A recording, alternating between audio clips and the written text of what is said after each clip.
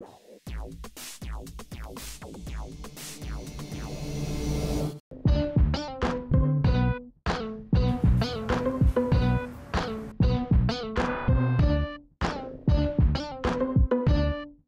Skis is a homegrown ski company.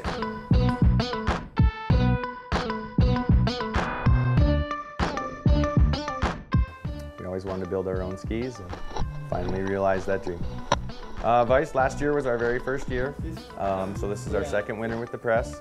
We're looking at making a couple different versions of ski. Right now we have one series, and it's an all-mountain, one quiver.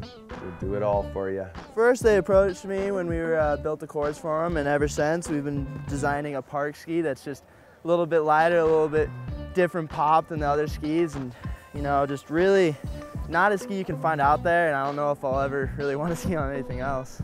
I think I liked Viice as opposed to some of the other brands of skis because, again, their stability and the way that their structure is designed, or the way the ski's designed, as opposed to some of the newer manufacturers and even local manufacturers, they don't necessarily have the turn in mind. They've got really cool concepts as far as rocker, but the rocker is not necessarily functional, whereas this ski has a 21-meter radius in most cases. You can lay it over, and the minute you're off the powder or off the crud, you can jump right onto a groomer and make turns as if you were on a pair of carving skis. Well, being a snowbird skier, I ski all different snow conditions, sometimes in one run, and they'll do everything. They carve really well on hard snow. The faster you go, the better they perform. They're great in the powder, they do well on the bumps, and as an instructor, sometimes at slower speeds, they do well then too. They've got a lot of side cuts, so they can still just rip turns.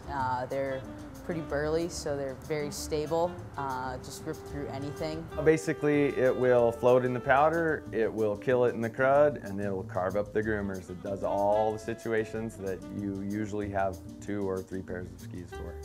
What I hear from people, which makes me smile a lot, is their responses. On a powder day at Snowbird, you know, you can't ski powder from top to bottom. You run into some groomer, you run into some semi-hard snow or whatever it could be at that point, and I just get the compliments that the ski will go from floating in the powder to be able to make a nice arc turn on the groomer instead of kind of sliding around on some kind of weird shape ski. Now, we do have a very balanced approach to this new rocker tip and tail. We have 10 centimeters of tip and tail early rise and delayed contact point is what we call it. The widest part of the ski is off of the snow unless you're into the powder.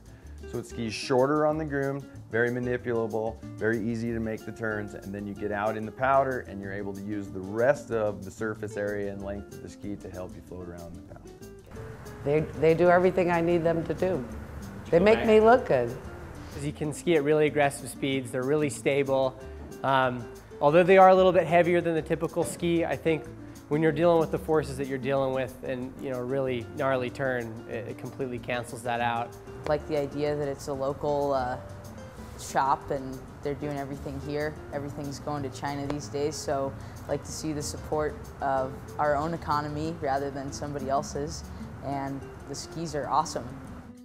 We have had a lot of interest through that personalization where when people do actually come to the shop and demo a pair of skis, they're able to realize that you're not just buying a major stock product sitting on the shelf, and they're able to get what they potentially would like for themselves.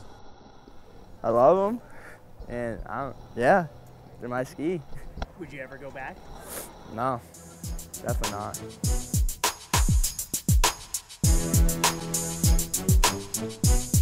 For more information, if they want to find you, where do they go? You're looking for viiceskis.com. They're just kind of a GS ski on steroids that can plow through all the crud and powder. They're awesome.